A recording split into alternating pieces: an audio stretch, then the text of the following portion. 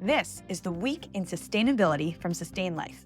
It's where our team of sustainability experts and practitioners share commentary to keep you up to date on developing stories and news. Welcome to the Week in Sustainability.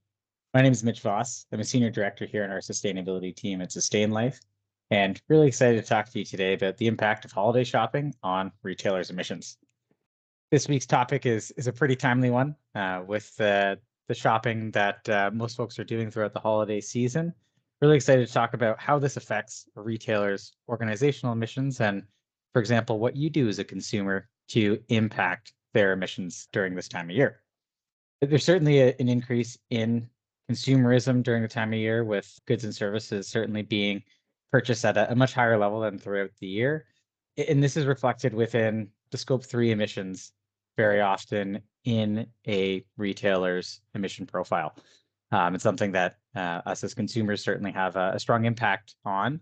And just want to talk through what that looks like and also give you a few tidbits on things that you might be able to do in order to lower an organization like a retailer's footprint during this time of year through your actions.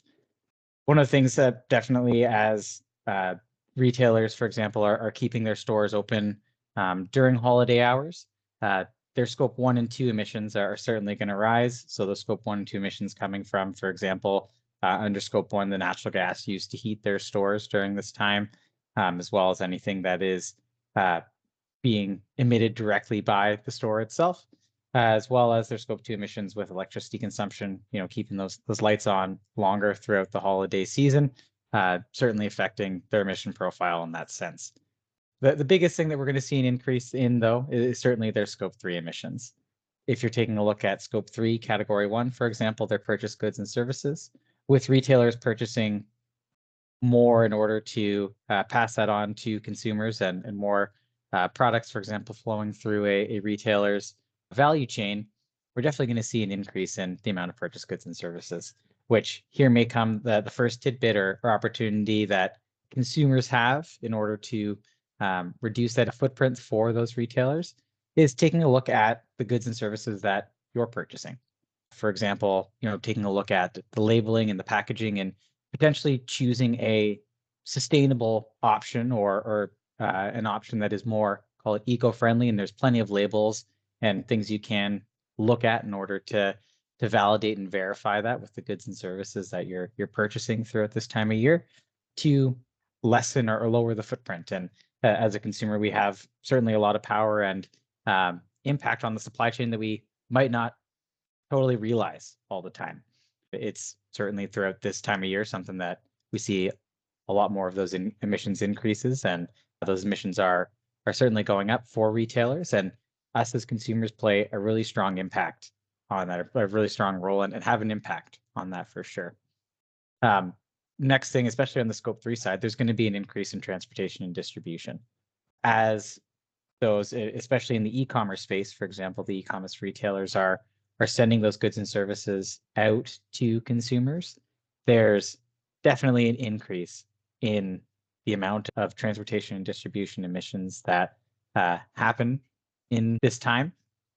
And it's something that you can, for example, as consumers have an impact on simply by some e-commerce retailers, for example, have the option to send my package in as the fewest packages as possible. With this simple change, for example, you're limiting the amount of transportation and distribution or lowering the amount of transportation and distribution that's occurring to get those packages to you. And that can have a significant impact. If all consumers are doing that, it can lower the emissions as part of that. One other category I'll call out is use of sold products. So at category 11 under Scope 3, for example, with those retailers, with the lifespan of those products, we've actually seen an increase in products that have a lower lifespan. And that's actually meant that more products are being sold, and that actually increases emissions over time in terms of use of sold product. And you can actually have an impact on this as a consumer by, for example, choosing products that have a longer lifespan that throughout their usable life that you're not going to have to purchase, for example, a second product of that to solve that same problem or use that in another way. And it's a pretty simple way as well, just in terms of, by using conscious spending and supporting sustainable practice, you can have an impact in the space as well. So a few tidbits there, a few things that might help throughout the holiday season in terms of your practices and your purchases, and ultimately how us as consumers are having an impact on retailers' overall footprint and their scope 1, 2, and 3 emissions. That wraps up this week in sustainability. Thanks for the time today, everyone. We look forward to talking to you soon. Sustain.Life is the leading and most comprehensive sustainability software on the market. To learn how we can help your company measure its emissions and take climate action, go to Sustain.Life. Don't forget to like and subscribe to this show on our YouTube channel or your favorite podcast platform. Thanks for tuning in. See you next week.